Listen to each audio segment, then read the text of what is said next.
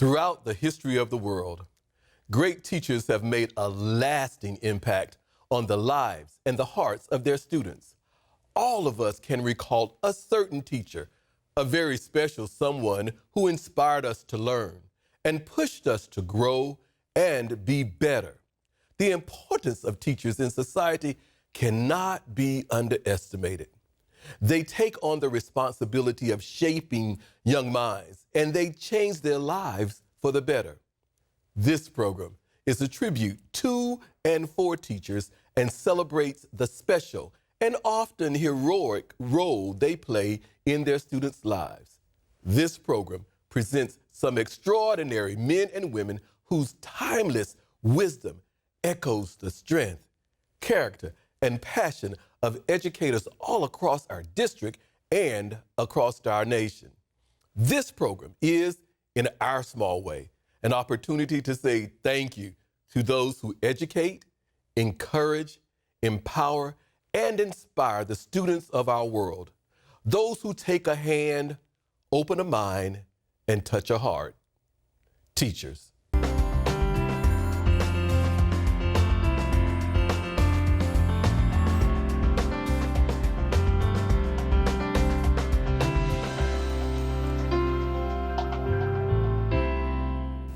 Joining us this time is the Teacher of the Year from St. Lucie Elementary School, Miss Victoria Pease. Welcome to the show. Thank you. It's a pleasure to see you and have you and celebrate this award with you. Thank you. It's an honor to be here. Joining her is Dr. Michelle Harrington, the dynamic principal there. Doc, welcome to the show. Thank you. We love celebrating teachers and all that's good about teaching and learning in St. Lucie Public Schools. We have many viewers that like tuning in because this gives them an in about what's going on. So first, let's start off by introducing yourself to our viewers. Okay, I'm Victoria Pease. I've been working as a teacher in St. Lucie County for 20 years. 10 of those years I've spent as a math coach. Just recently, this is my third year at St. Lucie Elementary, where I'm actually in a master teacher position, where I'm afforded classroom, my own classroom, and I get pulled to coach as well. So it's the best of both worlds. Great. Doc, same for you, please. So I actually started my teaching career with Vicki Pease at Floresta Elementary 19 years ago. So I've been in the district for 19 years, and I've been the principal at St. Lucie Elementary for 4. Ladies, again, welcome to the show. So, Mrs. Pease, tell us, what made you choose teaching as your profession? I always wanted to be a teacher. My mother was a teacher, and I'd help her grade papers, and she was a huge part of the school life in the school where I grew up. And we played school all the time, so it's something I just always knew I wanted. I loved being around kids. From a very young age in New York, I was certified to babysit at a very young age and got my CPR, so I've just always loved kids and wanted to be around them. So in your position as master teacher, you have your own classroom, you pull, you demonstrate, you coach. Mm-hmm. Tell us, what's a typical day like, if there is anything such as typical for you? Well, it's a little bit different right now. When I started in this position as master teacher, I would be with students in the morning, and then during LLI time, I would have coverage and an interventionist come in, and that gave me time to go into other teachers' classrooms and model and coach. With the pandemic and the way things have changed, things are a little bit different now. So now I teach virtual in the morning, and then I switch and I have a live class in the afternoon. And I've actually been able to wiggle in coaching time when I'll put kids on a Canvas assignment and take the laptop with me right into another classroom so kids can still ask me questions while I'm still helping another teacher. Awesome, awesome. So let's stick with the theme of the pandemic, okay? Yeah. What are you most hopeful for, even in a time like the pandemic?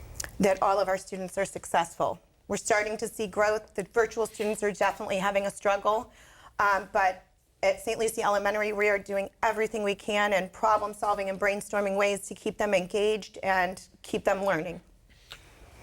So during this time of the pandemic, and especially in a role like the master teacher, how do you measure success of students? Sometimes it's they logged on today, to be quite honest. We definitely look at data quite a bit.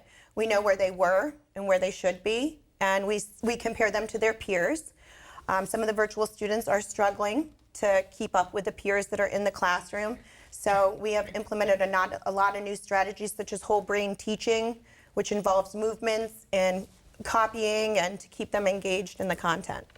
So Dr. Harrington, you have the opportunity to see the magic that Victoria Pease works each and every day. In a role like the master teacher, she's all over the place doing wonderful things for teachers and for students. Tell us what you see, what you recognize and possibly admire when you see her working. So one of the things that I love about going into Vicky's class is that the kids are always talking and the kids are always having fun. And so I know that probably when even I first started teaching, what a good teacher was doing was the teacher was talking. And so when you walk into Vicky's room, Vicky is never the one talking. She's creating experiences for students to think and problem solve and do the work. And so that's what you see. You see kids up and moving around and working in groups. And then, of course, when I see her in other teachers' classrooms, and she is absolutely right, she carves out time in her day. It might be her lunch time, it might be her planning time, to be able to push in and support teachers to get them to see the benefits of having students talking and students doing the work. Describe her for us, Doc, using 3 adjectives and tell us why. So the first adjective I'm going to use is funny. So in the education world, we know humor is really important, right, Doc? So you know, you know Vicky well. And so Vicky's our resident comedian. So if you just need, you go see Vicky Pease. Okay. And she's good for a great laugh. So the first adjective would 100% be funny. The second one would be committed. Vicky will do whatever it takes. She's never going to give herself the credit that she deserves for the commitment that she has. And that's commitment to the school, commitment to students during the last quarter when we were out for the pandemic. Vicky will never tell you, but Vicky made lots of home visits. Sometimes it was to bring kids food because she knew that they either needed an incentive or they just needed to eat. So she made some home visits to make sure that kids were logging in. She's always thinking about what can I mail to my virtual students to get them excited. So she's committed and she's passionate. In addition to having an impact at St. Lucie Elementary, Vicky's impact is district-wide and even statewide with some of the things that she's done. So funny, committed, and passionate. And Mrs. Pease, I'm sure you agree with us when we say yes, we get a good laugh whenever we need one. But let me focus on Victoria Pease as the person, not just the educator. If you had an opportunity to make a wish for this country, knowing all that you know and all that you've experienced in life and as an educator, what would your wish be? Wow. I wish all kids had a great education. I wish all kids had a safe place, home. I wish they had healthy meals. I wish this pandemic was over. We all do. We agree. I want the kids back. I want to be able to give them hugs, and that's what I wish. So again, Victoria Pease as the person, what makes you happy? When I feel successful, I'm an overachiever, I would say. So I'm not happy sitting around. So just seeing the look in a student's eye when they get something, that makes me happy. So what's your greatest accomplishment? I'm working on my master's right now. So when I get that done, that'll be my greatest accomplishment. That's a great thing. Keep working, keep working. Yeah. So Doc, tell us, what makes Victoria Pease the perfect candidate for Teacher of the Year? So I've had such a unique experience in the fact that I started my career while Vicky was a teacher. And so I've been able to work with Vicky as a colleague, teacher to teacher. When I first started teaching, I would go to her classroom to ask for help with, say, a difficult student, maybe who wasn't getting the content, or I would go to ask for a strategy. So I've been able to see what it's like to be mentored by Vicky, and then just to be able to work alongside her. She is the complete package in a teacher. As a school leader, you're looking for a teacher who is as much a teacher as she is a leader, and that's Vicky Pease. She writes lesson plans for the district. Her impact just goes far beyond the 4 walls of her classroom, and quite frankly, beyond the 4 walls of our school. And that's what makes her the perfect candidate for Teacher of the Year. So let's wrap it up, Ms. Pease. You have been selected as the Teacher of the Year. That makes you our voice. You have a lot to say about what's good, what's right, about education, what needs to happen. Tell us, what's your message? I know at St. Lucie Elementary we're on a great path, and I know St. Lucie County has given us some of the best professional development and growth that we could ask for. I've really been blessed to be placed here and work here and have my kids graduate from these schools. You know, I really encourage people to get kids engaged in real life, real world experiences, hands-on experiences, and kind of like what Dr. Harrington was saying, get them talking, them doing the work. Great, great. So I'll leave you with these words when I tell you, teachers inspire dreams, shape lives, and give hope for the future. And we know that's what you're doing each and every day at St. Lucie Elementary. Dr. Harrington, thank you for joining us. And again, Mrs. Pease, congratulations on your selection as Teacher of the Year. Thank you, Dr. Perry.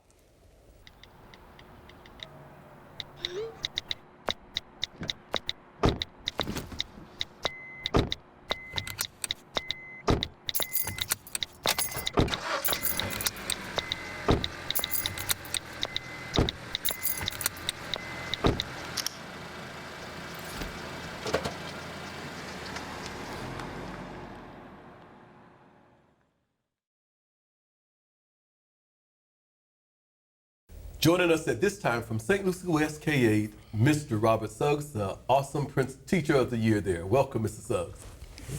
He's also brought along with him Mr. Eldrick Gardner, the proud principal of St. Lucie West K-8.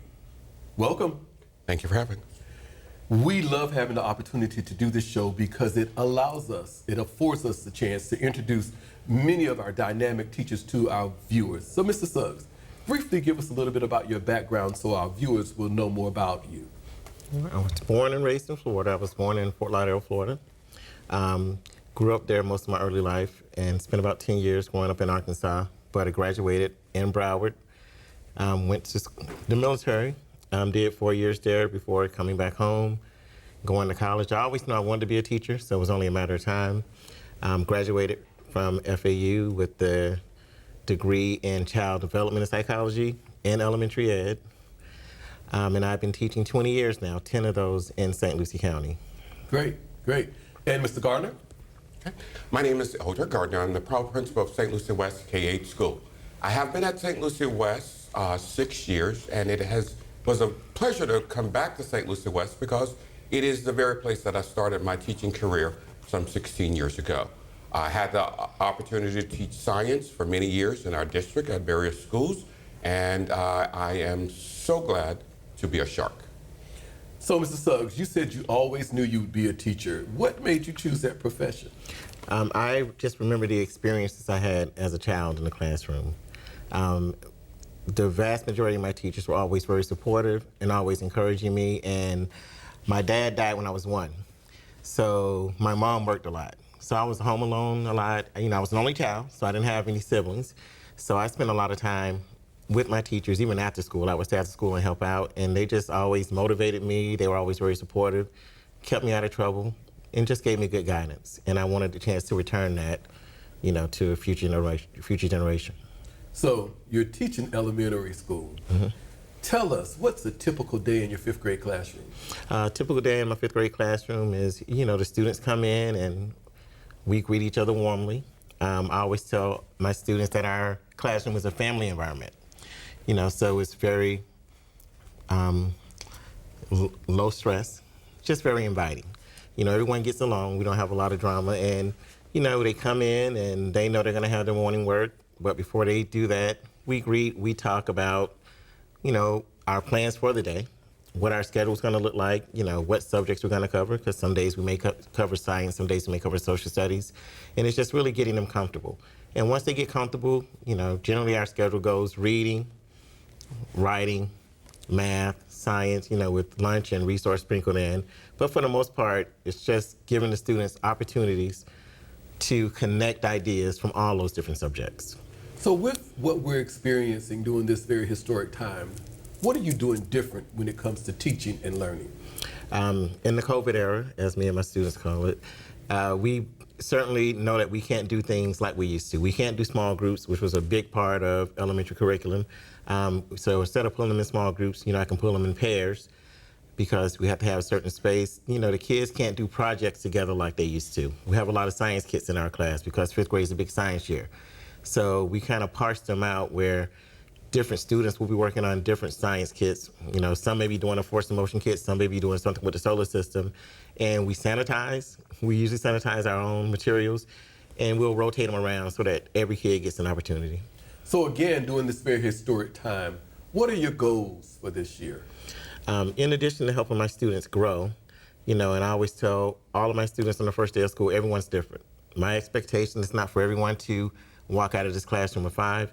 It's for you to walk out of this classroom better than you entered. So my goals are the same, to help my students grow as individuals, not only academically, but socially, emotionally, so that when they walk away, they have a certain confidence about themselves, and they know I may not be able to do everything perfectly, but I'm working toward that goal. Great, great. So, Mr. Gardner, you have the opportunity to watch this amazing teacher work every day. Tell us what's life like when you go into this 5th grade classroom. Whenever I have the opportunity to go into Mr. Suggs' class, one thing I am guaranteed to see when I enter the classroom is highly engaged students who are eager to learn and attentive. And this spells, this is day in and day out, that you go into there, there's a level of energy, the intangibles that we could look at to measure how students are feeling. They are there, the students are attentive, and they are always interested in whatever the subject matter might be. The students are happy when I go into this classroom, and in this era of social emotional learning that we are pushing for in the district, it is good to see students in this stress-free zone, as Mr. Suggs has stated. So describe him for us using 3 adjectives. If I were to describe Mr. Suggs in 3, keeping it to 3 adjectives, I would say first and foremost, Mr. Suggs is conscientious. I do believe that everything that he does in his classroom, that it is deliberate and it is with purpose. Not only is that, but he's considerate of his students and also considerate of our staff. And in that consideration, he looks to see how it is that he can offer advancements to the students and to our staff. One example that comes to my mind, I know that when it comes to hard to teach math concepts, Mr. Suggs has tutored teachers in math so that they can help their students. So he's considerate. And lastly, he is committed. He's committed to doing a great job for his students, for himself, and for the school. And I dare say that our school and our students are the better because Mr. Suggs is a shark. Wow, school is for the better. So, conscientious, considerate, and committed. With that thought in mind, those descriptors shared with us by Mr. Gardner, with what he told us about what he sees when he watches you with your students, what do you think is your greatest impact to your school? I think my greatest impact to my school is the fact that I go above and beyond, not only for my students, but for all of the students. As he said, including the staff. I worked with teachers all the way up to 8th grade, because our school is a K-8 school, to develop a writing curriculum. Because we noticed that we had students in 4th grade doing great in writing, and as they advanced, the writing scores weren't maintaining.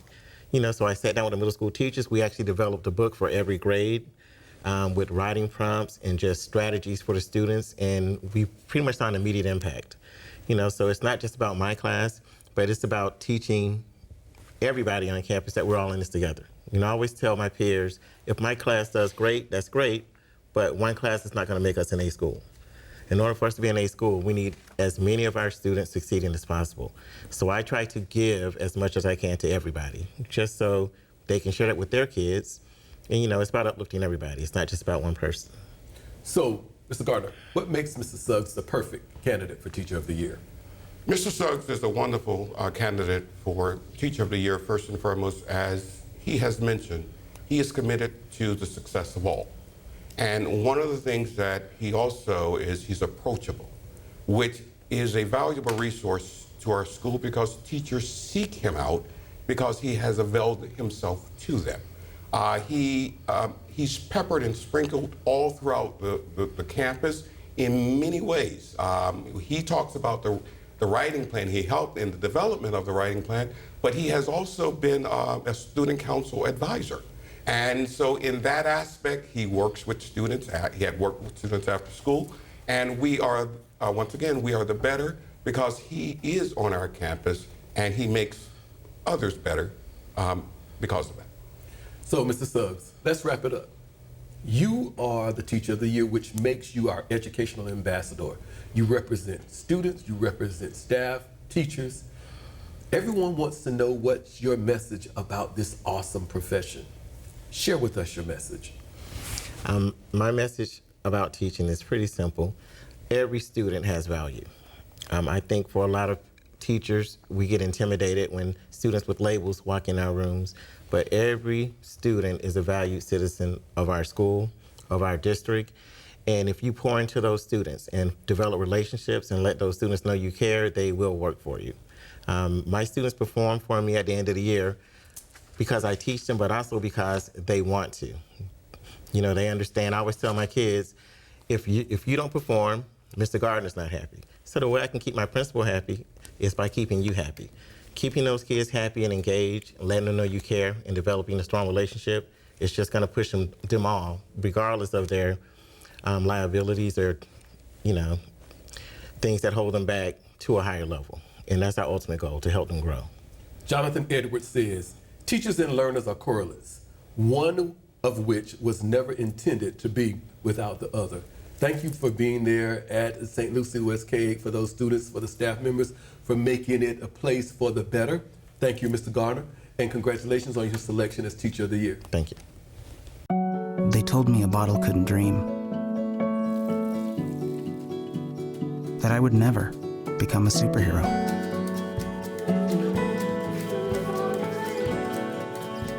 But I learned how to fly,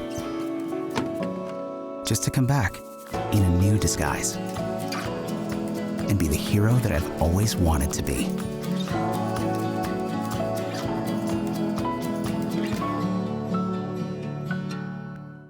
It's our pleasure to welcome to our Spotlight show right now, Mr. Brandon Camo, who's the wonderful Teacher of the Year over at Treasure Coast High School. Mr. Camo, welcome. Thank you. He's brought along with him his dynamic principal, the proud Mr. Todd Smith. Mr. Smith, welcome. Thank you. So let's start things and get it out of the way right now. Titan born, Titan bred, right? Yes, sir. Okay, we got to make sure we get that line in. We'd be in trouble if we didn't. But Mr. Camo, we have many viewers that will check our show out because they want to know what's going on in St. Lucie Public. And we love having the opportunity to introduce them to the awesome teaching staff. So would you please give our viewers a little bit about your background? I've been teaching for 8 years. I went to Daytona State College. That's where I got my teaching degree. I recently, in the past year, finished my master's in ed leadership. And I've been Titan born, Titan bred since I've been out of college. It's the only school I've taught at. Great, great. Mr. Smith? I went to school at St. Lawrence University, and my master's degree is at Nova Southeastern University. Been in education for 27 years, and been in St. Lucie Public Schools for the past 13 years as a principal. Well, gentlemen, it's great to have this opportunity to speak with you. So let's talk about the teaching profession to start. Why did you decide to become a teacher? When I was in college, I was a business major, working at the academic support center. I fell in love with helping the other students with math. I began to have a little following, and that's when I really felt like that was where I needed to be and where I wanted to be, so I switched my major into secondary education. Yeah. So we know that we're going to jump right in. This is a very different time, historic times. How is life different for you as a teacher as it affects teaching and learning? As a teacher, I was always group activity. I like the kids working together, working close, a lot of activities, a lot of outside activities. That's kind of been restrained this year for social distancing. The biggest difference is the online kids, the online students, getting them engaged, keeping them engaged, making sure, because you could see on a child's face where they are, and on a computer screen, it's just hard to read that. We know it's very important for the teacher to have a strong connection with the home, probably more so because of the pandemic. So how are you facilitating collaboration between the home and the school during this time? The home, it's different. The home life for everyone has changed. The home life, everybody's been together. If everybody's family's grown closer over these last few months since we've been forced together, between home and school, it's just trying to keep on pace, keep on track. This is the little bit of normalcy we have in life is school, so we try to feed that as much as possible. So describe for us, you talked about normalcy. What's a typical day like in your room if there is such a thing? This year's different than normal, but typical day, greet you at the door, welcome, a little short talk before the bell rings, conversations. Constantly, my big thing is to build relationships, so I want to know who you are, how you're doing. I want to know how your athletics went, which sports you're in. As soon as the bell rings, it's business. We've got to get down to business. We got to hit the ground running. I teach an EOC course, so there's no breaks. It's constant, a sprint show. The students know that, I know that, and we have a good relationship that we know when it's time to relax and we know when it's time to get down to business. Again, keeping the theme of this pandemic, this historic time, what are your goals for this year? My goals for this year, they're the same as every year. I want 100% success rate. I know that's shooting for the stars. Shoot for it. But my huge goal this year is to focus on the online, focus on the virtual teaching and learning, since that's brand new to all of us. I want to really strengthen that and experiment with it and try to close that gap so that the kids in class are getting the same scores that the kids online are getting. So, Mr. Smith, you're lucky because you get to see Mr. Como every day, bringing that magic and that enthusiasm, turning that light bulb on for your students. Tell us what you witness when you watch him teach. When I walk in his classroom, I'm excited to be in there. As you walk in there, you have students on the computers, they're on their stations, you have students interacting with Nearpod. What I like to do in Mr. Como's class is just close my eyes. And I close my eyes and I put my pen down and I just listen to the authentic conversations the students are having. We're taking the standards in geometry and we're applying them to real life applications. So when I walk out of there, they have a finished product that they can apply in other classrooms. He's creating the critical thinkers for the rest of our school. Describe him for us then, using 3 adjectives, and of course, you gotta tell us why, right? Yeah, I'm gonna start with courageous. And I'm talking about courageous because one of the things we're faced with right now is grading reform. Mr. Como has stood up in front of the faculty, in front of his peers, and challenged them to look at their grading practices. Not only has he challenged them, he's challenged the United States of America. He's been on conference calls with educators in Kentucky and Wisconsin. And I mean by courageous because of the fact that the grading practices haven't changed in hundreds of years. And he stands up there and he says, all right, what is the focus? Is the focus a letter grade, or is the focus the kid's demonstrated proficiency as measured by the standards? Because you can't have a grade without the standards. So he stands up there, and by standing up there with that courage, he's able to unite our faculty and staff. What I mean by that, high school classrooms are often islands.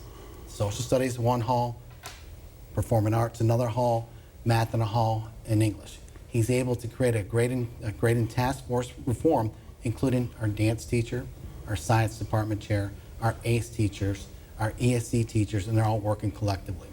So that's courage. The other one is, if you look at this, he's persistent. And he's persistent in the matter that, failure is not an option. And he looks at this, as he looks at his classroom, he talked about it being an EOC. In August, he's not going to pass the EOC. In December, they may not pass the EOC. But he's going to make sure that they build those skills in August, December, January, February, March, April, and then May. When they take that EOC, they feel comfortable. And he's able to recognize that they may not be the best math students in August, but when they leave that classroom in May, they're competent and they're confident in their ability to complete the assignments.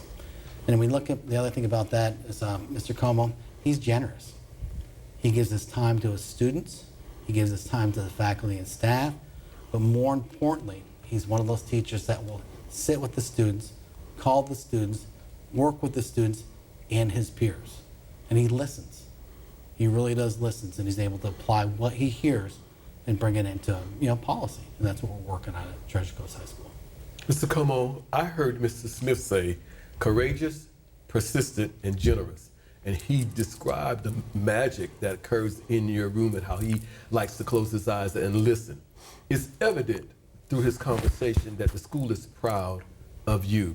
But tell us, what are you most proud of about your school? I'm most proud of the culture and the climate we have at our school. Ever since I've been there, the Titan board, Titan bread, you could really feel it throughout the entire school. Everybody's family, everybody's close. When I first started there as a new teacher, as new teachers go, that's a very difficult year, but I had a great group of teachers surround me and help me through that year and just help me grow ever since then. So what do you see is your greatest accomplishment?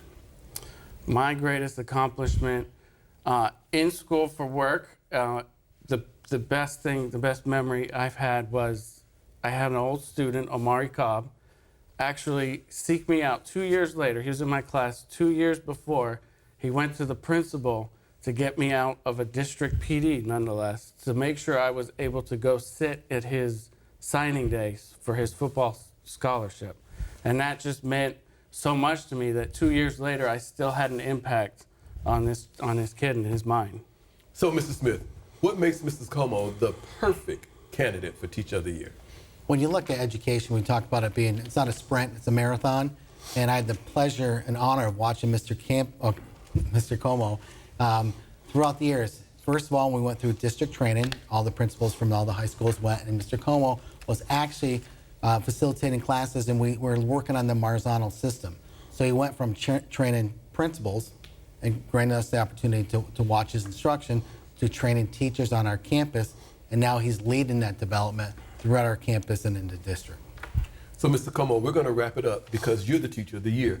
That means you are our ambassador. And everybody wants to know what's your message. What do you think about this grand profession that we're involved in? Share with us your message.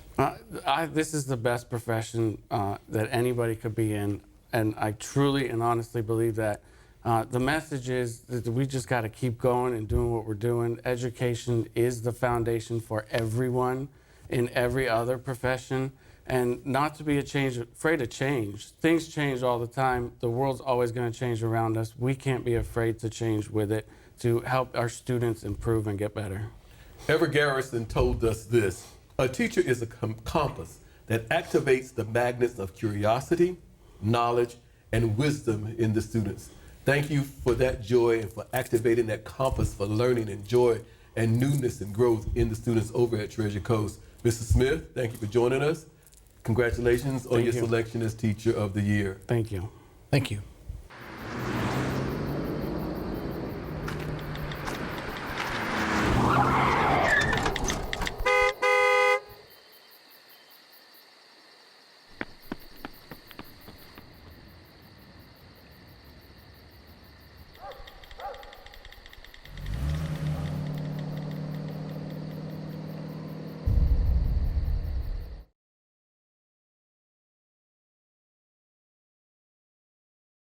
Joining us now from Village Green Environmental Studies School is Ms. Nicole Jakubiak, the Dynamic Teacher of the Year. Ms. Jakubiak, welcome. Thank you, Dr. Perry. She's brought along with her the very proud principal, Mr. Bradley Lehman. Welcome, Mr. Lehman. Thank you, Dr. Perry. Glad to be here. It's a pleasure to have both of you here as we celebrate your selection as a Teacher of the Year. And we just celebrate teaching and learning here in St. Lucie Public Schools.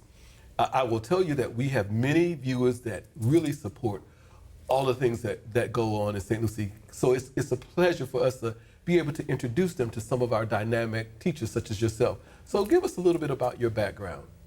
Okay. I have actually had the privilege of being at Village Green Environmental Studies School. I'm going on my 8th year. I believe I am the second school counselor to ever be at that school. I started out in exceptional student ed while I worked on my master's in mental health. I moved up to North Florida, Clay County, where I had some wonderful experiences as a school counselor. One of my most rewarding yet challenging years was when I was asked to leave the counselor role and join a kindergarten classroom. I learned a lot that year. It showed me a lot of empathy towards classroom teachers, and I think it was really imperative on being the best school counselor I can be now, as far as empathizing with classroom teachers to have that experience. After I lived in North Florida, I moved down to be closer to my family, and I was lucky enough to meet Miss Vernette on a Thursday, and I got the job on a Friday, and I have been at Village Green ever since. Great. Mr. Lehman, introduce yourself, please. Sure. I'm in my 14th year serving the public school system here in St. Lucie County. I've served many roles. I started off as a social studies teacher at the high school level, was a basketball and football coach during my time as a coach, or as a high school teacher. Became a high school dean for multiple years. Was fortunate enough to spend some time here at the district level. Was an assistant principal for 6 years, 3 at Lincoln Park Academy, 3 at Port St. Lucie High School. And I'm in my first year as principal at Village Green Environmental Studies School. And what a great team that we have there. And Ms. Jakubiak is just one of our shining stars. Awesome, awesome. Again, it's a pleasure to have both of you joining us as we talk about all that's good and right with teaching and learning here in St. Lucie Public Schools. But tell us, how did you become an educator? Great question. So since I was little, I always knew that I wanted to help. I didn't know in which aspect, but I always saw myself in a helping position. I started off wanting to be a full-time counselor, and I pursued my education in mental health counseling. While I was working in my mental health field, I had the opportunity of holding on to some long-term subbing positions with exceptional student ed. And I realized that there was really a need for that specific population, and I just found my niche. So I started in exceptional student ed, and then life just gives you opportunities, and I've gone with the flow of the opportunities. So while I was going to school and teaching exceptional ed part-time, I had the additional opportunity of working as a school counselor on like special assignment, and I really got to make it my own.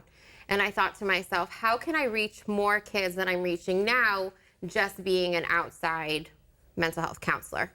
And when I combined my counseling background and my schooling background and I put them together, I found out you could be a school counselor and do them both. And so that has been my go-to ever since. It's just where I belong. It's kind of like I mixed 2 pots and made a really good recipe. And so I just love it. So we're in a very historic time because of the pandemic. What's life like at Village Green for the counselor? Great question. Life is pretty much the same. Being a school counselor, I have a set schedule, but as I say, it's a very flexible set schedule. I tend to put the needs of the students and our faculty and staff and the parents before my own. So life has been a little bit different. I had to find some me time. Mr. Lehman knows that I just got a little puppy. So that is my counselor, is my little puppy, because she's just this unconditional love. And I think right now that's what a lot of us need. We need kindness, we need patience, we need love. She doesn't need much, because right now I like to give all I possibly can to the faculty and staff at Village Green. We are a very small knit school, but we really have compassionate people. And I'm able to do my job because I have such good support behind me. And that's not just the classroom teachers, that's the administrators, that is the cafeteria staff, that's the custodial staff. Having that open communication and knowing everyone and my resources and being able to go to them at any second makes my ability to do my job so much easier. So, Mr. Lehman, tell us what you see when you see her doing her job as a counselor. Well, one thing I must say about Ms. Jakubiak is, as we came in here, she had a Be Kind face mask on, and that was, stuck out to me. She had it on at work today. And, I see her being kind all day long. And, whether it's to our students, whether it's on the phone or even, at our front doors with a parent, and with our teachers and staff all day long. She does truly pour her heart into her job as a school counselor at our school by being kind, by being compassionate. Her door is always open. Her office is typically full. Whether it's a student or a teacher who's looking to Ms. Jakubiak as a confidant or for some support themselves, she truly is a staple in our school. So describe her for me, please, using 3 adjectives. Okay, well, I've already used a couple, so I'll try to avoid those. One adjective that I would use is connected. She is connected when it comes to her relationships with our students and their families. Because she's been at Village Green for 7+ years, almost 8 years, she has gotten to know a lot of our families. And she's connected. She's plugged into them. She knows their needs. She understands when they call. She typically knows why they're calling. If a student comes to her office or if a teacher is asking for help with a student, she typically knows what that student needs. And that says a lot about her connectiveness here at our school. I also she used the term compassionate. She is compassionate. She is constantly supporting, again, the multitude of people in our school building, whether it's students who usually come first, but also our faculty and staff. And I did use the term kind already, so I may use the term supportive. She truly is a support. She is an open ear all the time. She gets caught in the hallway with the student. She's there to support them. Today there was a call, went to a hallway, student was upset. She intervened, showed utmost support and compassion. As I listen to you describe her, there's something about her. So tell us, what makes her the perfect candidate for Teacher of the Year? Well, I think it says a lot that a non-classroom teacher was nominated to represent our school. We have a lot of great classroom teachers. But I think this year they nominated Ms. Jakubiak for the right reasons. And beyond the reasons that I've already named, because she's a true leader on our campus. She has her hand in just about every committee, team, and subcommittee that you could imagine. In addition to the many, many, many hats that we know that our school counselors wear on a daily basis through testing, supporting MTSS, supporting student needs, connecting students with needs, with the proper resources. And so her leading by example is why she's here today. So, Ms. Jakubiak, you are the voice of education. Everybody wants to hear your message, your thoughts.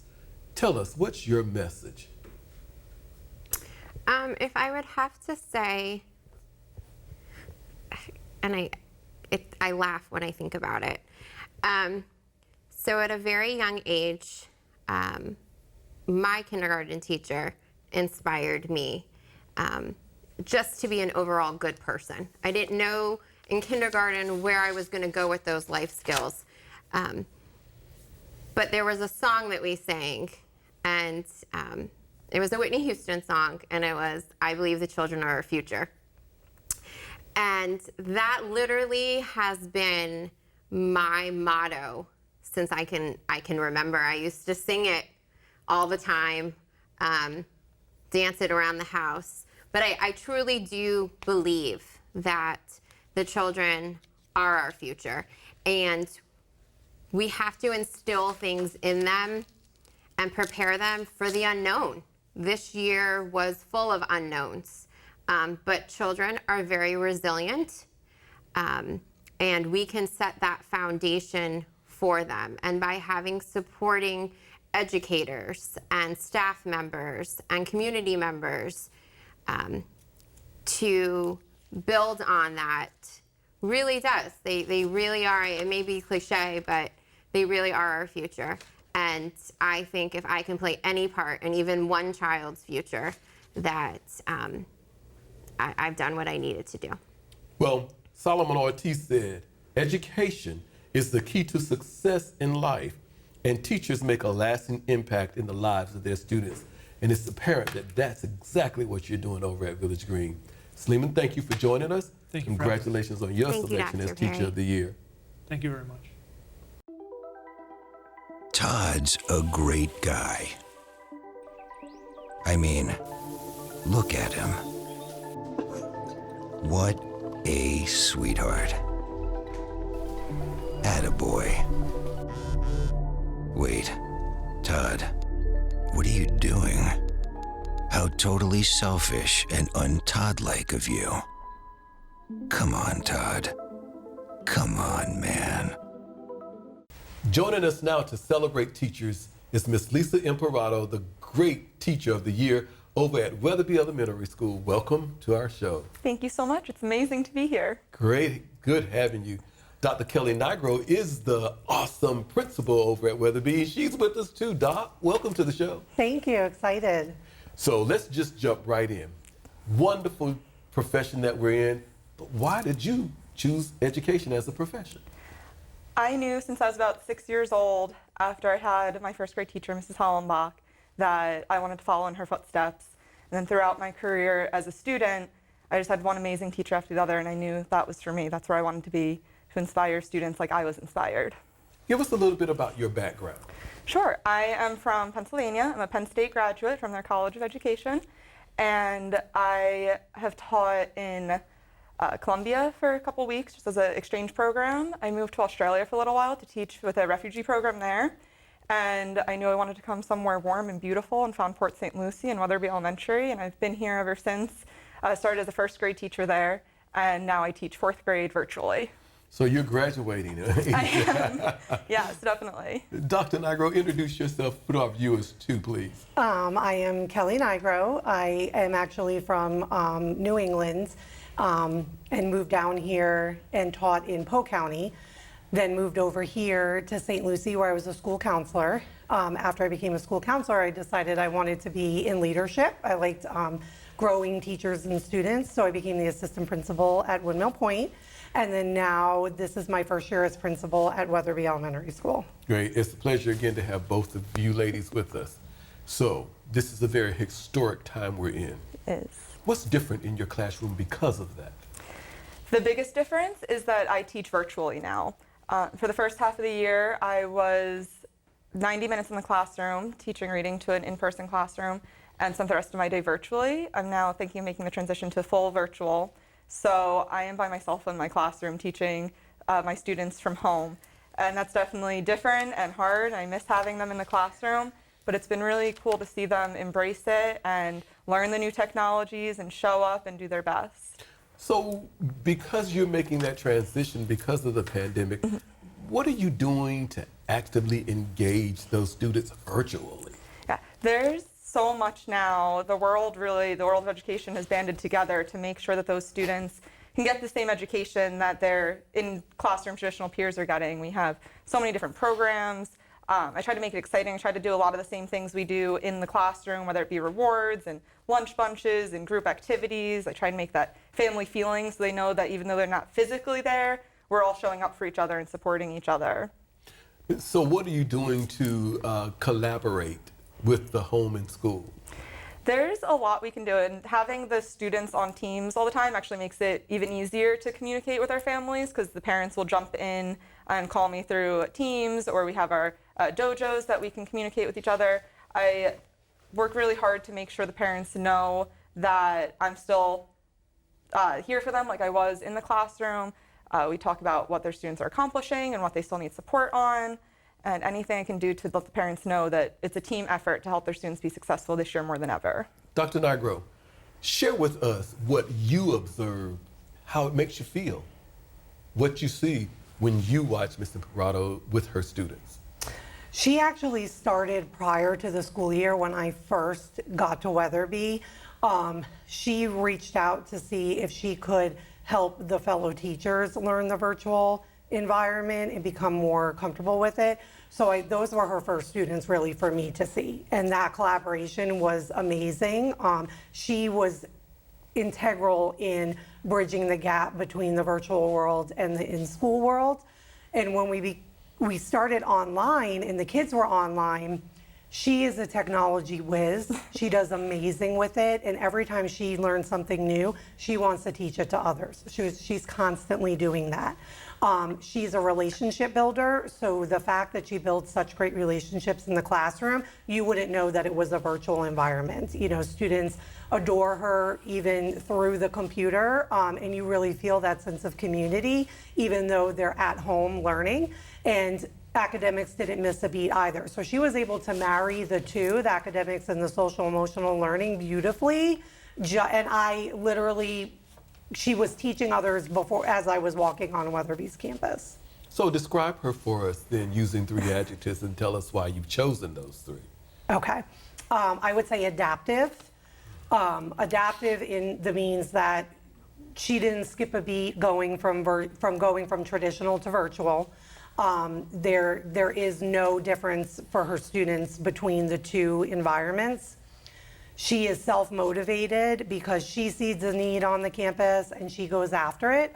She didn't mention in her bio, but she is going to be part of the elite cohort and looking for leadership, and she's already doing that with her students and with her fellow coworkers. And then finally, I would say reliable, because you know, in the teaching profession, things obviously change so quickly, just like we've seen with the virtual world.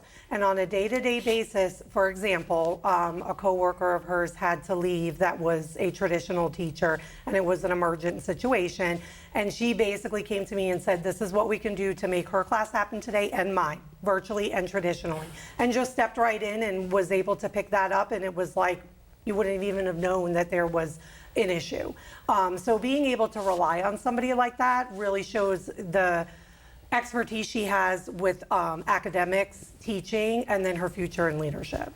So it's evident when I listen to Doc speak that she and the school are very proud of you. Thank you. So tell us what you are most proud of about your school. The sense of community at Weatherby is second to none, whether it be between the staff members, the students, or the staff and student relationship. It's such a focus at our school, and I think especially in the times that we're in right now, that's so important for everyone to know that we care about each other and we can rely on each other. Nobody does it better than Weatherby. So Dr. Nigro, what makes Mrs. Imperato the perfect candidate for Teacher of the Year? She's well-rounded in every area, and I think it's important that people can lean on somebody as Teacher of the Year that's there not only for students but for fellow educators, to be a role model for them and to know what the future of education is starting to look like, and that's okay. She's somebody that, you know, parents can rely on, the students can rely on, and her colleagues can, as well as her administration. So all facets are met there. So why not have somebody that has all of those qualities as somebody who is going to represent St. Lucie Public Schools and the state of Florida? Thinking of representing St. Lucie Public Schools, you are the Teacher of the Year for Weatherby. And as noted, you could be the Teacher of the Year for St. Lucie Public Schools. So everybody's going to want to hear what you have to say. Could be policymakers, decision makers, could just be parents, community members. They want to hear you, your voice about education. What's your message?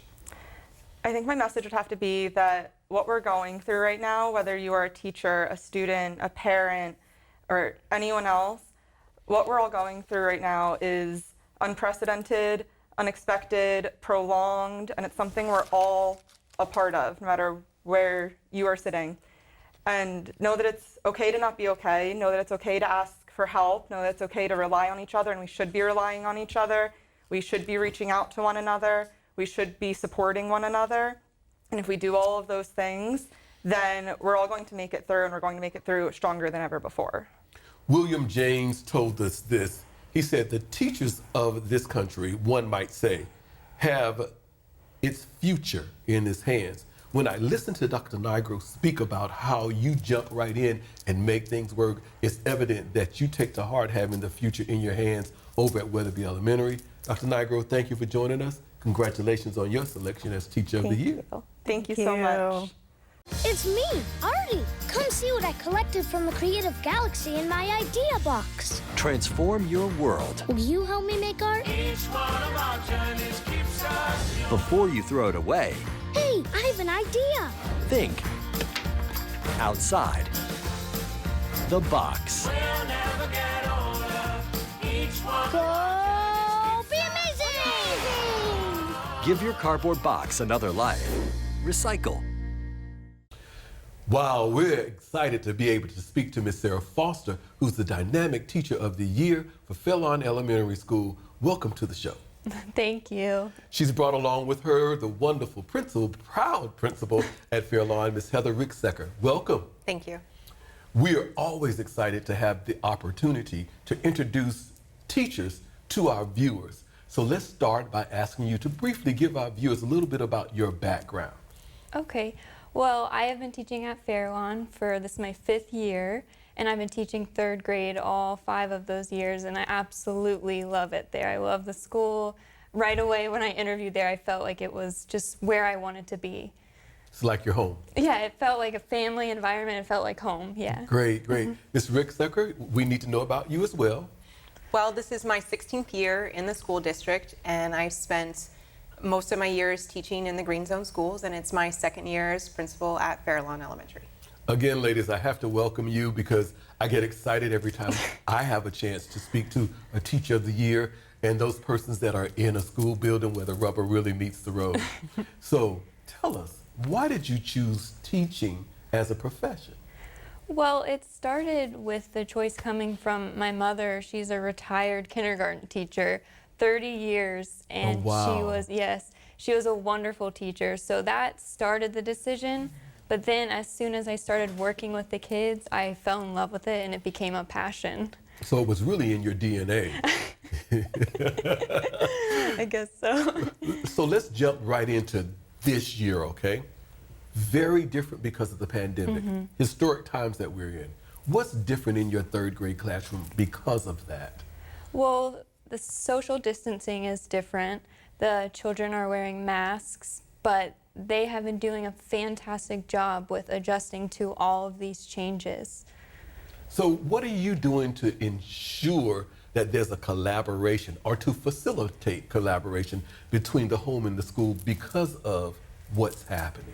I've been trying to reach out as much as possible and bridge that gap, that natural distance that happens between the virtual now and in person, and them not being able to, you know, go on field trips like they used to with us and come in for as many parent conferences. I've just been trying to bridge it virtually. Share with us, if possible, if there is such a thing as a typical day in your room. A typical day? A typical day would start off with, we'll start with a review of homework and what we did the day before. And I like to always greet the children when they come in, ask them how they're doing, make sure that I get a good read on how they're doing because that's going to impact the rest of their day, and see if everything is okay at home, and I just go from there. So, Ms. Ricksecker, you are blessed to be able to see Foster at work every day. Share with us what you see, what you hear, what you feel, the excitement that is generated when you are visiting her classroom. The neat thing about Ms. Foster's class is that I have 2 perspectives. I see it from the principal, but also my child is in her class. So I get both ends of the spectrum. So when I walk in, I get to see the children sitting engaged in active lessons, hands-on as much as possible, and really just looking forward to showing all the things that they know and that Ms. Foster has shown them. And from a parent, I have that constant communication. I can send an email or a text. I get the updates about things that are happening within her classroom and within her school. And I see the joy that she brings to the children when I'm in the room observing and when my child comes home glowing from what he got to do that day. Describe her for us using 3 adjectives and tell us why you chose those. The first one that comes to mind right away is dedicated. She is extremely dedicated to her job. She loves the children, so that dedication is there. Caring. She really cares about them as a person and also about their ability to learn, but the person comes first for her. And then team player. She works so well with her team doing collaborative planning virtually so that they're staying safe and socially distant, but making sure that they're really planning those rigorous lessons together as a team. Dedicated, caring, and team player. I listened to those descriptors, and I also heard that what happens from an administrative point of view as well as a parent point of view, and I hear the joy that is you're spoken of about. So it's evident to me how proud they are of you. So tell me, what are you most proud of about your school? I am most proud of, like I was saying before, just that family environment and feeling and how often they keep the families involved in everything that they do. I'm also really proud of how positive it is there. The atmosphere is so positive. It feels wonderful when you go to work in the morning. It's a good feeling. Share with us, if you would, your goals for this year. My goals for this year would be that all of my children in my classroom are successful and I move them to success, and that's my goal every year. I feel like each child sitting in front of me, I can help them.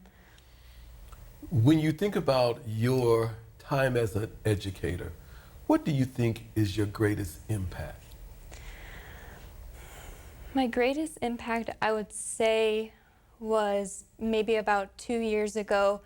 One of my students lost her mother in the middle of the school year, and it just absolutely broke my heart to see her like that. And I tried to reach out as much as possible and just nurture her as much as possible. And she wrote me a letter a few years after she was in my class, just saying how much that meant to her and her family, and how grateful she was at that time, and that it's still on my refrigerator today. That just meant everything to me. So again, when we talk about the historic times that we're working in for educators, we have to be change agents and remain hopeful. As an educator, especially during this time, what are you most hopeful about? I'm most hopeful that I'm making a difference in these challenging times. And even, teachers that are teaching virtually, that we're making a difference, because sometimes it can feel like an uphill battle this year, but that we actually are helping these children. So let's talk about Sarah Foster outside of the teacher classroom, okay? What inspires you? My family definitely inspires me. I love my family. They're like a crazy support system. They're wonderful. My parents are fantastic, and my brothers, they inspire me. Awesome, awesome. Mr. Secker, back to you. What makes Sarah Foster the perfect candidate for Teacher of the Year? She truly just embodies everything that an ideal teacher that we think of. She has taken on implementing AMP in our school this year, the advanced math program. She's piloting it for the whole school in 3rd grade in the middle of the pandemic. And the caring, nurturing, compassion, and then all the dedication that she puts in, she really is just the quintessential teacher. So Foster, let's wrap it up with this question. Okay. As Teacher of the Year, you automatically become the voice. You are the ambassador for education. Everyone wants to hear your message, what you have to say about education. So share with us, what's your message? It would be in this challenging time and this trying time where there's so many changes and uncertainties that we really are making a difference. We really are helping these children, and they need us now more than ever. And I think that that would be my message, that we really are making a difference, because I know sometimes it can feel, like I said, like an uphill battle, but that it really does help them, and they need this right now. Well, I'll piggyback off your words about making a difference. Bob Harris told us, it's not that we make a difference, we make the difference. So congratulations on your selection as the Teacher of the Year. Thank you. Secker, thank you for joining us as well. Thank you. Thank you for giving us the opportunity to share all that's going on with you as a representative for teachers at Fairlawn as we celebrate the Teachers of the Year with the Spotlight Show. Thank you. Thank you. Got a quarter?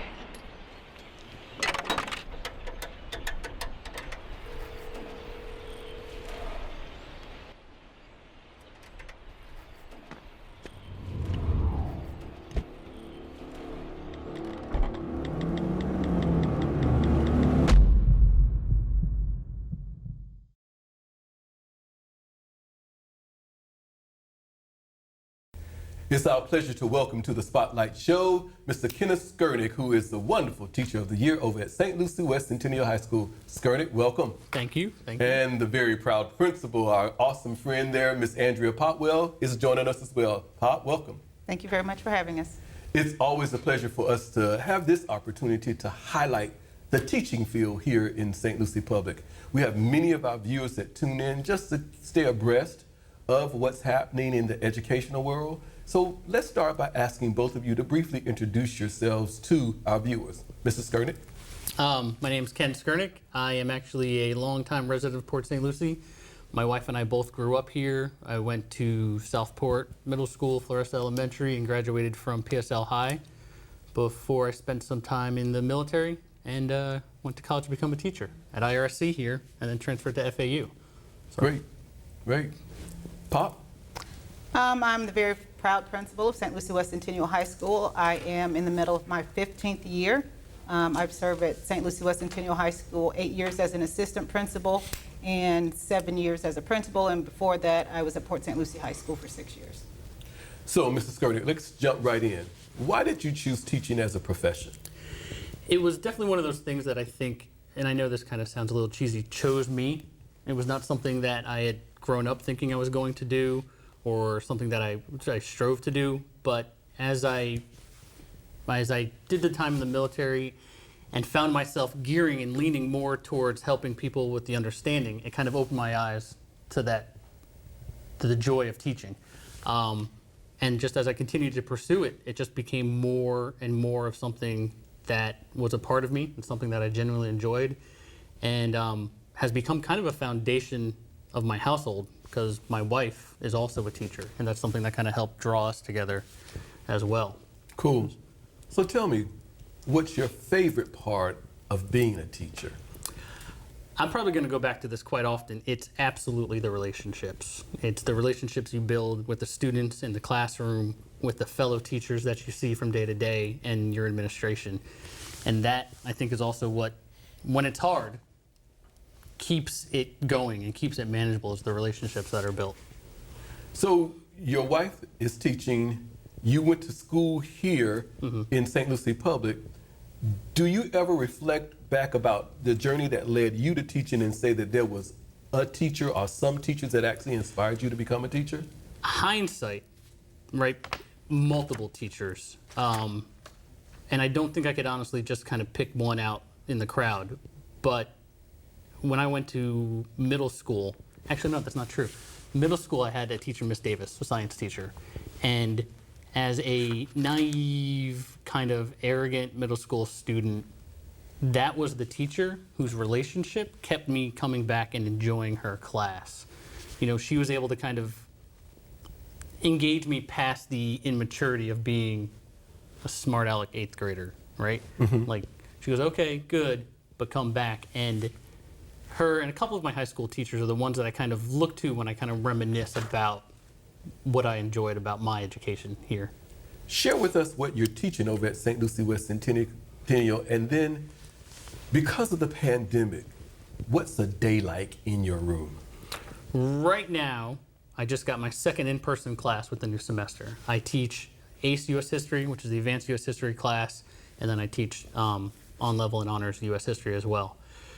With the pandemic, it is absolutely unique experience. I have the majority of my classes are online, where I am talking to a pinhole camera and trying to create what I enjoy most is the relationship building through the laptop. And it's hard, but it definitely forces you to kind of up your game and not fall into a routine to draw those kids in. And it's absolutely challenging, but the rewards that are coming this year have kind of been even more enriching than almost in previous years. So, Ms. Potwell, you have the opportunity to see Mr. Skurnick work every day. Tell us what's like in his room from your point of view. From my perspective, I love going into Mr. Skurnick's room. He's a very funny and engaging teacher. You may walk in his room and he will have some costume or hat or something on just to, in as high he said school, before, Pop? In high school. You should actually look at all of his school pictures. None of them are normal. He has on some sort of costume. He's just an all-around great guy. You will see engaging conversations. You will see feedback. You will see him really interacting with his kids a lot. So go ahead. One thing that's very unique about Mr. Skurnick is, you know, sometimes some teachers are really good with high students, high-performing students, and other teachers work really well with low-performing students. But Mr. Skurnick has the talent to reach both where they are, and he's very successful in doing that. Now, describe him for us, then, using 3 adjectives, and explain why those 3. He's actually extremely funny. He's great to have around. During the pandemic, when we have our faculty council or our faculty meetings, he always says something to break the ice to make it more relaxing for us. But he is dynamic. He is hardworking. He's so many things. It's really hard to put into 3 words. He's definitely a team player. There isn't anything that teachers are asked to do that he doesn't participate in. He never asks for money or anything in return. He just wants to help get things done. So, Mr. Skurnick, what do you find most rewarding about teaching? It kind of falls back on the relationships and seeing the growth that come from the kids. And this year in particular, one of the reasons it was particularly rewarding is 2 kids walked into my classroom. Not 2 kids, they were adults, substitute teachers that were substituting in our school that I had in previous years, just to kind of give me a, hey, Mr. Skurnick, how's it going? Remember me from 5 years ago? I had your history class. And it kind of put me on the path to becoming a teacher. And they came in the best time they could. This year, 2 students, 2 separate occasions, unrelated, and that completely changes the reward that you see in education for me. Like, that hit home especially well. I listened to Ms. Potwell describe from her perspective, your class, and then the descriptors that she shared. And it's obvious, in addition to what she shared, through your selection, that St. Lucie West Centennial High School is proud of Ken Skurnick. But what are you most proud of about your school? The support we give each other. I don't think in the last 4 or 5 years we had what you would consider an uneventful year. Between personal tragedies to ongoing events to family members, it has not been an easy year ever in the last couple of years, and with no fault. But everybody is so very supportive and continues to kind of push on without letting that drag us down too much. So the connections that we have and that the administration makes with us, and that kind of inspires us to kind of keep that going as well, and just keeps us fairly close-knit. Anything but typical. Yeah, absolutely. Yeah. Pop, tell us, what makes Ken Skurnick the perfect candidate for Teacher of the Year? Besides being an all-around great guy, again, besides supporting every initiative that we have, meeting every child that walks in his classroom where they are, having the ability to teach and inspire high-performing kids or our lower-level kids, and having the patience to come to work and do it every single day without ever complaining and having a smile on his face definitely makes him Teacher of the Year for St. Lucie West Centennial High School. So, Mr. Skurnick, you are the voice of education for St. Lucie West Centennial. You very well could be the Teacher of the Year for St. Lucie Public Schools, even the state of Florida. Everyone wants to hear what you have to say and what you think. What's your message?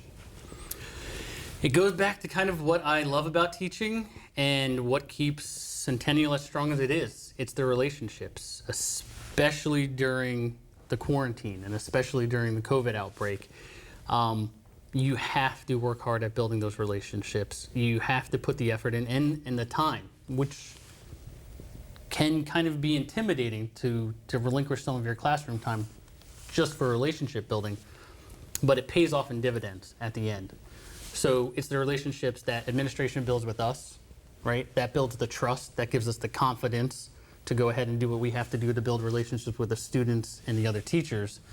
And it's about not forgetting that there are people in your classroom, that there are actual people you are working for and with the entire time in education. Because it's hard to get bogged down, I think, by the idea of testing and scores, but you can't forget the people that go into that. So to continue to build the relationships and focus on those relationships that make it all worthwhile. I'll close by piggybacking on what Ms. Popwell mentioned about your ability to reach any kid, but the cool part that I caught was when she talked about meet them where they are. So William Arthur Ward said, the mediocre teacher tells, the good teacher explains, the superior teacher demonstrates, the great teacher inspires. Keep inspiring those wonderful students over at St. Lucie West Centennial. Pop, thank you for joining us and sharing Mrs. Skurnick with St. Lucie Public Schools. Congratulations on your selection as Teacher of the Year. Thank you very much. I'm Anne. I'm a scientist. Recycling takes a team. Why don't you let me And me. help you out? Everyone plays a part. Don't trash I love taking stuff apart and building new things out of it. what could be treasure. Pal's my most advanced android. This is awesome. You haven't seen anything yet. Give your cardboard box another life. Recycle. It's our pleasure to welcome at this time Erica Anderson, who's the awesome Teacher of the Year for Mariposa Elementary School. Ms. Anderson, welcome to the show. Thank you. Joining her is our great friend, the proud principal of Mariposa, Mr. Craig Logue. Mr. Logue, pleasure to see you. Welcome. Good to see you too, Dr. Perry. It is always a pleasure for us to spotlight teachers that represent all of the other teachers that are so wonderful and doing awesome things here in St. Lucie Public Schools for our students. But we have some viewers that are always tuning in. They like keeping up. They like supporting us. So would you please start by introducing yourself so that our viewers will know a little bit more about the wonderful Erica Anderson? Okay, well, I grew up in Martin County. I went to Jensen Beach High School, and then I went to college at the University of Central Florida in Orlando. And then I returned to St. Lucie County, is where I now live, and I've only ever taught at St. Lucie County. My first year was at Samuel Gaines Academy, teaching middle school remedial reading for 6th, 7th, and 8th grade students. And then I found myself at White City Elementary for 6 years, teaching 5th grade reading and writing. And now I've been at Mariposa Elementary for, this is my 3rd year, teaching reading and writing. Great, great. Mr. Logue, would you introduce yourself as well, please? Yes, I will. I'm Craig Logue. I'm in my 16th year at Mariposa Elementary as the principal. I've been fortunate enough to be there my whole time here in St. Lucie County. I came down here from Maryland a number of years ago and have been in this business for a few years. A few years. Yeah. Great, great. So let's jump right in and ask, why did you choose teaching as a profession? Okay. My mother was a teacher, and watching her inspire and her dedication for teaching at a young age, I feel like that really inspired me to go to the career path as a teacher.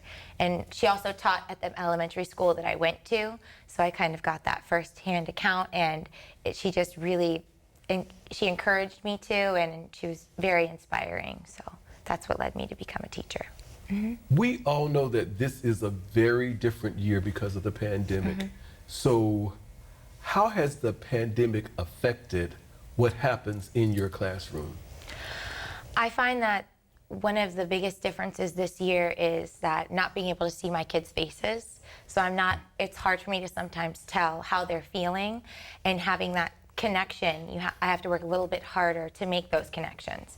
It's also the first year that I've taught all subjects. So I'm usually only, as I said, reading and writing, but this year I'm also teaching math and science, and I have the same students all day long, which I've never done that before.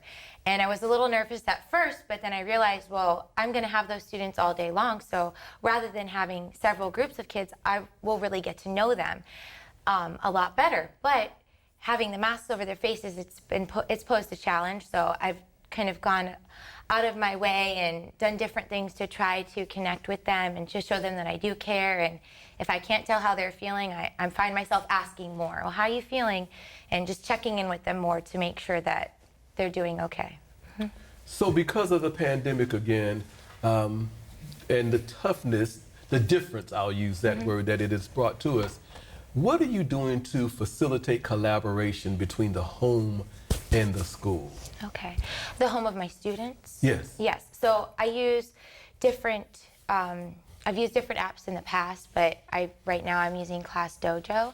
So weekly I'll post messages for parents, and it's a lot like a social media page. They can like it, they can comment, they can ask me questions, they can message me, and I also make myself available over my cell phone as well. And I tend to answer my phone at any hour. So if a parent calls me, I'll answer it. And even if I have screaming toddlers in the background, I just try to do whatever I can to make sure I keep that communication open as much as possible.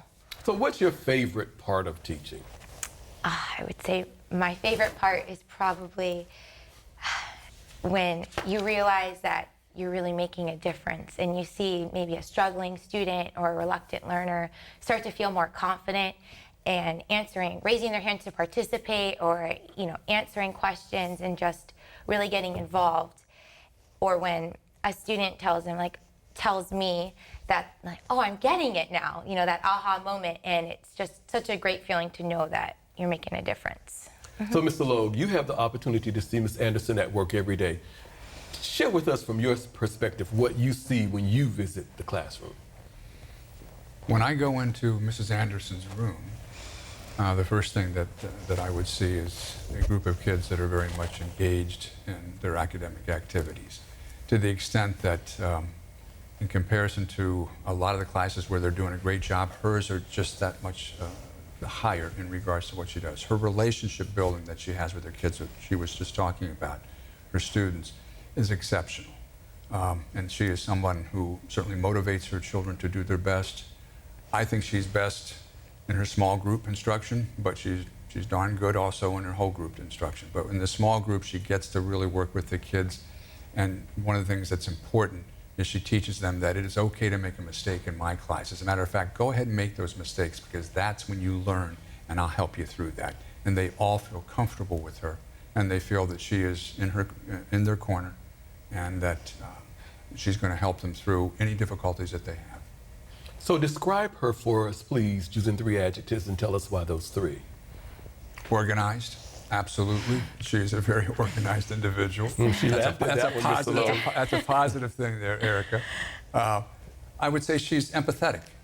And one of the things that I think is really important for a teacher to be successful and be the caliber that Mrs. Anderson is to be able to have empathy towards the students that she has in her classroom and understand them and know that they have a home life sometimes that's really fantastic and sometimes it's not, and she does everything she can to make that time in class work for them. And I guess the last thing I'd say is inspirational. She inspires her students. I've worked with, well, let's just say I've worked with maybe a couple thousand teachers in my career. And Erica Anderson is one of the ones way, way up at the top in regards to her abilities in those 3 areas that I just mentioned. But her classroom atmosphere, the learning community that she has in her classroom is awesome. And I'm so proud to have her at Mariposa. Thank you. Ms. Anderson, your selection as the Teacher of the Year is evident that your peers think about your accomplishments very highly. What do you see as your greatest accomplishment? Well, the first thing that comes to mind is this, that they see me so highly that they would nominate me for such a great honor. Being Teacher of the Year is such an honor, and the fact that they feel that I'm worthy for that is just an amazing feeling. So, Great. Yes. So, Mr. Logue, what makes Erica Anderson the perfect candidate for Teacher of the Year? I think the thing that really stands out to me is how well her students are doing on a regular basis. The fact that typically in the years past she's done the English language arts, and she's done an incredible job with that. That's also one of the reasons we wanted her to be at Mariposa. But this year, when we sat and talked, and we said, what do you want to do this year? We're going to departmentalize? We're not going to do that? What's the best thing to do under the whole COVID situation that was going on? And we made the decision for the first time in years not to be departmentalized. So I looked at Erica and I said, Erica, that means you know. And she said, yeah, I know. That means I want to teach science, I want to teach math. But she said, you know what? I'll make it work. And her team that she works on is a very close-knit team, work very well together. But it's her attitude that, you know what? Whatever comes, I'll be able to overcome that, and I'll be able to help my children be able to be successful. So I think it's that attitude that she has and the ability she gets to get her children to give her the best every day. I don't care what day I come in there. I don't care what day of the week. I don't care what time of the day.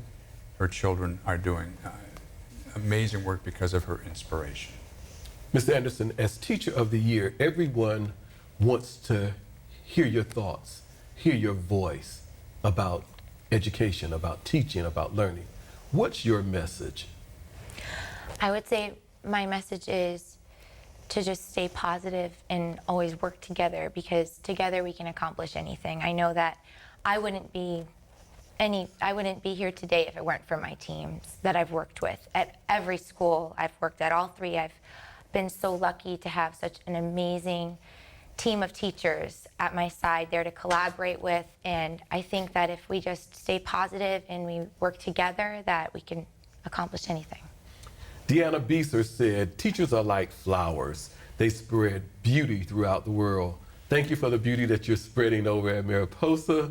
The butterflies really love it, don't they? Yes. And Mr. Lowe, thank you for joining us. Congratulations on your selection as Teacher of the Year. Thank you.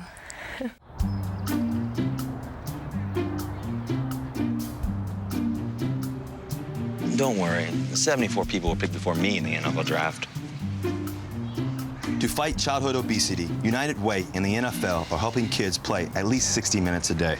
Okay, time for the team obstacle course. Yay! What this place needs is more healthy kids. To get involved or donate, go to unitedway.org/play60. Now I get it.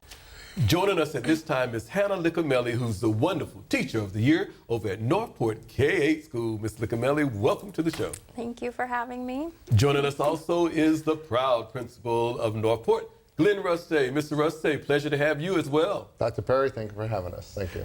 Thank you both for joining us on what we call the Teacher of the Year Spotlight Show. We love having the opportunity to introduce some of the members of our teaching field to our viewers. They always want to know who's working with the awesome children here in St. Lucie County. So, Ms. Lichimeli, would you please take just a moment and give us a brief introduction? I grew up in West Palm Beach, and I went to high school at Glades Day School in Belle Glade.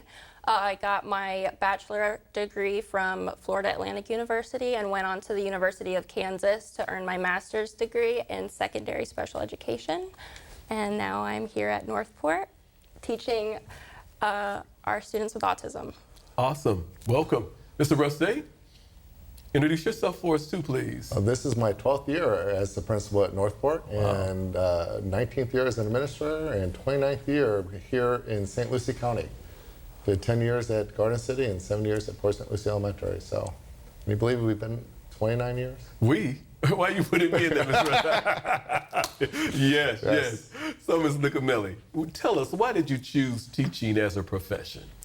I feel like I was just one of those kids who always wanted to be a teacher. I really looked up to my first and third grade teachers who really took the time to understand my learning needs. And I found my passion for special education when I was 13 years old. I just walked into a room that I was working at for a summer camp, and I fell in love with the kids, and I knew that I had to be the person that made a difference in their lives. So you mentioned first and third grade. I take that as those were the people that inspired you. So share with us a little bit about the people that inspired you to become a teacher. So my first grade teacher took the time out to realize that I was one of those kids who had ADHD and rather be bouncing off of the walls than sitting in my desk, and she created a learning environment that worked for me. And in third grade, my teacher also took the time to get to know me, to understand that now I needed glasses because I was failing horribly and I couldn't see. So if I didn't have them make this impact for me, I don't know that I would have been so successful in school. So what's the greatest part for you in teaching? The greatest part is just seeing the smallest bit of progress that my students make. I have a wide variety of learners, so even though I teach middle school, I have kids that are still working on skills that you would see a toddler working on, and I just maximize on all of their strengths, and I try to uplift them every day. And my team and I in my classroom just pour our heart and soul to those kids so that they can be the greatest person that they could be. Share with us then, what's life like in Miss Lichimeli's room during the day? Life can be a little hectic in my room during the day. I try to run my classroom like pretty orderly, like a well-working machine, so my students always know what's happening next. We do take time out of our day to have fun, and I feel like the students really appreciate that. And we're all in my room. My staff and I are able to change the plan at the drop of a dime, whether students having a behavioral need or another issue, we're always able to just change and go to what they need. Mr. Rusty, from your perspective, what's it like in Miss Lichimeli's room? Again, Miss Lichimeli is a tremendous example of the quality of teacher we have at Northport, and when you walk into her classroom, you see love. You know, you see passion. You see, teachers and staff who really care about the kids and want what's best for the kids. And it doesn't matter what the actions are going on in the kids. It's always about the kids and what's best for the kids. And it's really refreshing to see when you walk in there and you see them and the kids are happy. And they're not always happy, but at the same time, you know that what's happening in that classroom is what's best for kids, and that's awesome. Describe her for us, please, then, using 3 adjectives, and please explain why you chose those 3. Okay, well, I'm going to do one better, and probably should have mentioned this, but we got this email last night from this card, and so I'm just going to go ahead and read it real quick. It says, on behalf of fellow card directors and Diana's family, it's my pleasure to inform you that you were chosen to receive the first ever Diana McClellan Excellence in Teaching Award for a veteran teacher of 4+ years experience. Your application letters of recommendation embodied the following qualities that Diana was known for: innovation, teaching excellence, impact on student success, collaboration, and leadership. Diana was a champion for students with autism, and we are honored to extend her legacy by recognizing teachers who share her passion, efficacy, and excellence in teaching. And those 3 adjectives would really describe Miss Lichimeli and her classroom and her kids. Well, so congratulations. Thank you. Now, when I hear Mr. Rusty talk and then read the letter, it's evident that they are really proud of you. So share with us, what are you most proud of about Northport? There's a lot. Mr. Rusty gives me a lot of room to work with my students in a variety of ways. Last year, we came together as a community and collected over 200 pounds of plastic caps to create a buddy bench for our school. This year, even through the pandemic, I'm trying to get my kids working in a vocational setting to prepare them for what they need in life, getting them around the school, having the school be inclusive for them, and having the students just know that these kids may be different, but we accept everybody at Northport. And when she says that, she's like, her kids do everything.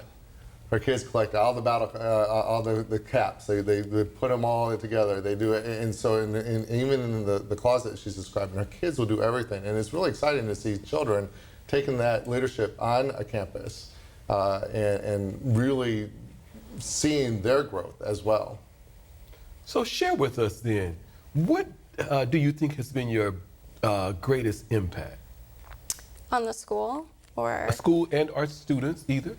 My greatest impact, I feel, would be bringing an inclusive environment and an open environment to our school for students with disabilities, realizing that, you know, a lot of times these kids are kept away or not brought out to show their excellence and their abilities. So I think that's my greatest accomplishment. It just makes me happy when other kids or staff members come up and talk to my kids, or you can see them light up. I'm going to add a question here for you, and feel free to answer it as a teacher or as a citizen, even though I know the two are not necessarily separate, but in totality, let me say it that way. What's your wish for this country as it relates to education? I think equitable and inclusive education, especially during a pandemic. Cool. Yeah. Cool. Mr. Ruste, what makes Ms. Lichimeli the perfect candidate for Teacher of the Year? We've talked about it a lot already, but again, her passion for her students, the fact that she's taking leadership. There's several things she does on the campus with and just including the students and including them in a comprehensive campus in so many different areas, taking the leadership, whether it's in her classroom, on the campus. There's so many different areas that she is passionate about. And she just puts her heart and soul into her kids. And you can see it when you walk into her classroom, or you can see it when the kids are walking through the halls. They really love being with her. They love being in her classroom and ultimately at Northport because of what she has done in her classroom with her staff, with the students. So, as Teacher of the Year, we want to hear what you think. What's your message? You are the spokesperson. What's your message to us? To St. Lucie County, or anybody. Anyone.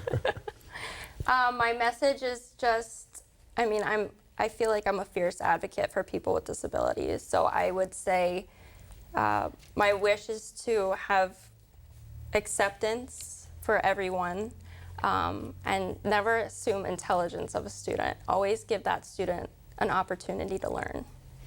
Bob Harris said, it's not that we make a difference, it's that we make the difference to the future. Thank you for making the difference to those students at Northport and the difference at Northport K-8 as well. Thank you for joining us, Mr. Ruste and Mr. Lichimeli. Congratulations on your selection as Teacher of the Year. Thank you.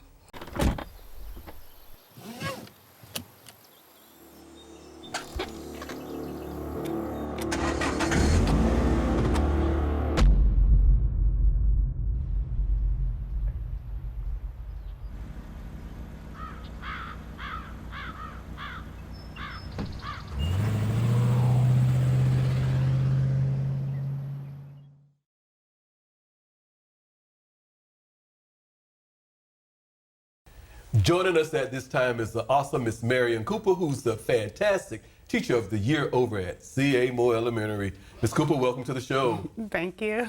She's joined by the awesome, dynamic, wonderful principal over at C.A. Moore, Ms. Latricia Stubbs. Stubbs, welcome. Thank you, Dr. Perry. Thank you. Ladies, it's a pleasure to have this opportunity to speak with both of you.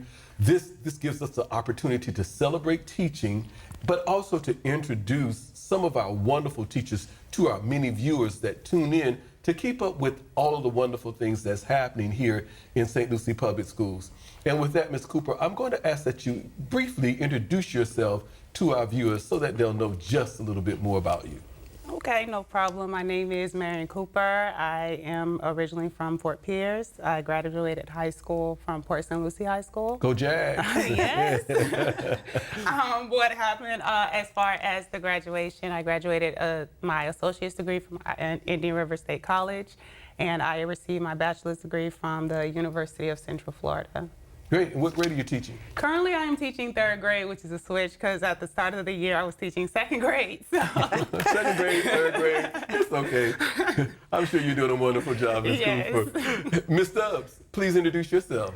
Well, my name is Patricia Stubbs, and I am a graduate of Blakely County High School in Georgia. So I'm originally from Georgia. What? I did not know that. Yes. Okay. I attended Savannah State University, where I got my undergraduate degree in political science, and then I moved on to teaching, and I got my master's degree in education at Florida Atlantic University.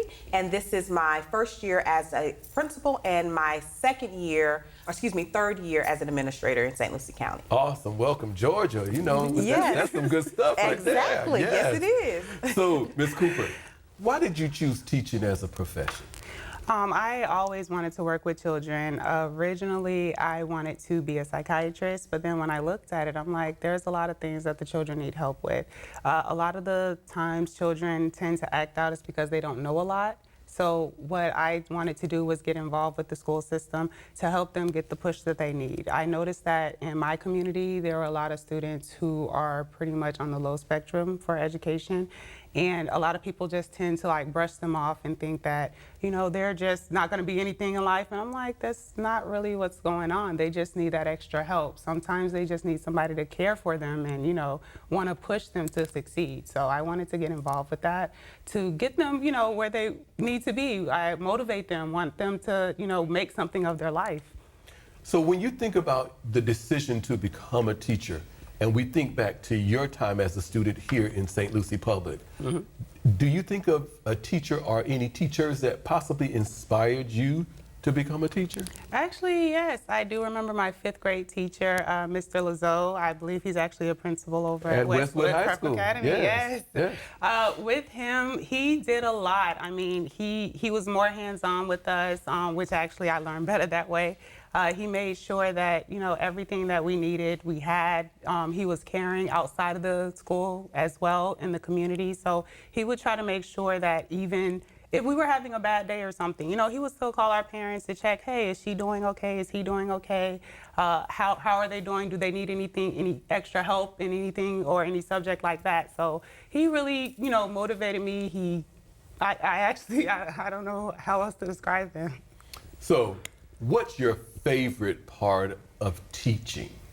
My favorite part of teaching is actually seeing where the students are making the connections to real life and then also the subjects. Like recently, I actually had a student come back from virtual school, and it was a transition for them because a lot of the things we had to try to do with them virtually, it was completely different from in school. So now that they're here, I've noticed that they're getting more excited about participating in the work. Some of my students are, you know, Ms. Cooper, I love this. I like doing this strategy, the hashtagging that we learned. You know, she's actually pretty excited about that. So now they're able to go back and they're, you know, happier. They're actually trying to get better grades now, because before it was kind of like, oh, well, we're just here. But now they're actually wanting to learn. So with the pandemic, tell me, what's life like in Ms. Cooper's 3rd grade classroom now? This is actually their first week back at school, because I was doing virtual the whole first half of school for first and second 9 weeks. So what it is, we try to keep them separated as much as possible, but at the same time, we still have lively discussions in the classroom to get them to talk about the text or solving math problems. So this way, they're still working and connecting with their classmates.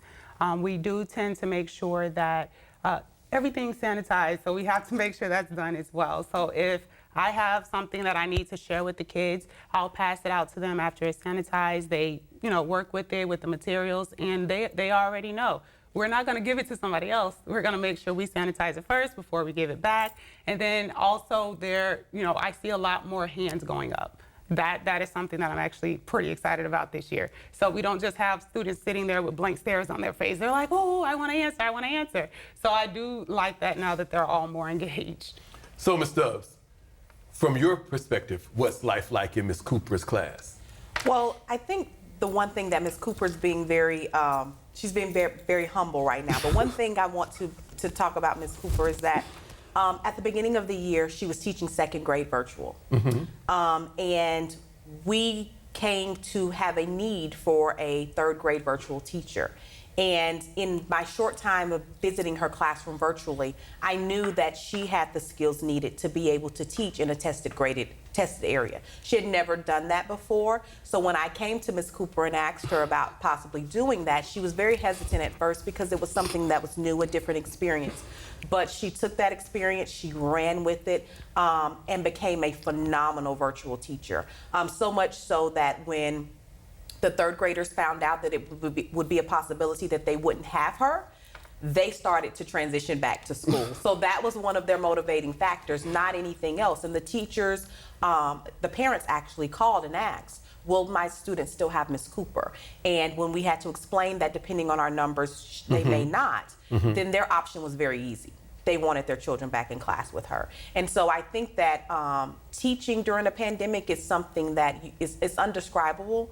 But when you see good teaching, you know it. And Ms. Cooper has the ability to motivate students both on and off of the computer. And so that's the trait that I think is very defining, especially in this day and age. And so with that, it was fitting that she became our Teacher of the Year, because I think that anyone that is in a Teacher of the Year position has to have the ability to be a transformational leader, but then they also have to have the ability to actually go in and out of all of the things that we have going on and do that effortlessly, and she does just that. Describe her then for us using 3 adjectives. I would describe Ms. Cooper as innovative. I would also describe her as a motivator, and most importantly, I would describe her as a teammate. She works, going from being in the second grade with working with that team to then working with a third grade team. There's a lot of dynamics and there's a lot of differences in the way that we organize and we do planning. And in each situation, she jumped right in, became a team player. What can I do? How can I help? And because she had an expertise with the virtual learning, she really helped with Nearpod and helping other teachers to learn Nearpod and that specific platform. So now in third grade, when we divide ourselves or divide amongst tasks, she's the person that is tasked to do our Nearpods because she has such a vast knowledge of that now because she's been utilizing it for so long. So, Ms. Cooper, when I listened to Ms. Stubbs talk about your classroom from her perspective and then describe you, and I think that you're the Teacher of the Year, it's very evident that they're really proud of you at CA Moore. So tell me, what are you most proud of about your school? What I'm most proud of is that I'm noticing that there's a huge difference from last year to this year. There has been many changes, however the changes have been for the better. So I'm proud to see that the students, a lot of things, they are actually wanting to learn more this year. I'm proud of the fact that the staff is actually coming together. We're trying to make a plan for the students to close the education gap. Everybody's working together, you know, doing all of these. So I'm actually proud that everybody's able to come together for the sake of the children. So, Ms. Stubbs, last question. Briefly tell us, what makes Ms. Cooper the perfect candidate for Teacher of the Year? I think what makes Ms. Cooper the perfect candidate for Teacher of the Year is that despite all of the challenges that we've had this year, she's been able to not only excel in those challenges, but also to help her students. And I think I attribute that to her wanting to make sure that she's doing what's best for students. And Ms. Cooper's attitude of always doing what's best for students first is what has really stood out to everyone at CA Moore this year. And it's also been an inspiration because people have watched her transition so effortlessly. So when I ask other people to do things in a pandemic, they're like, if Ms. Cooper did it, I can do it. Cool. And so that's the thing that makes her Teacher of the Year, because during this time of uncertainty, she has made a way for her students. And we are proud of her at CA Moore. We were celebratory when she got her award, and as a matter of fact, we were doing it, and she was virtual at the time. So when we walked into her classroom and gave her her certificate, her kids were screaming and yelling like, "Miss Cooper, we're so proud of you." So all of those things let us know that that decision of her being Teacher of the Year was the right decision to make. So, Ms. Cooper, let's wrap it up. You're the Teacher of the Year. You're our spokesperson. We want to hear what you have to say. Tell us, what's your message? My message would be to pretty much never give up, always try hard, make sure that you're there, you're willing to help, make sure that you're able to accept any challenges that come your way. Even if you feel like you can't do it, you always have somebody there that you can ask for help. You have someone that's always going to be in your corner, and that's going to lift you up, so you need to take that into account. Well, let me leave you with these words. Teaching is the choicest of professions because everybody who is anybody was taught how to be somebody by a teacher. Thank you for all of the wonderful work that you're doing over at C.A. Moore. We're St. Lucie proud of you. Ms. Stubbs, thank you for joining us, and congratulations on your selection as Teacher of the Year. Thank you. What this place needs is better graduation rates. What this place needs is less childhood obesity. What this place needs is free help with taxes. What this place needs is healthy breakfast. What this place needs is fitness programs for kids. What this place needs is early readers. What this place needs is mentors for teens. What this place needs is people to join us. What this place needs is you. To donate or volunteer, go to unitedway.org. So at this time, we say thank you to those wonderful teachers for being such wonderful, exemplary role models and caring people. Thank you for the work you do every day to make the world a better place by the lives you touch. We are better because of you.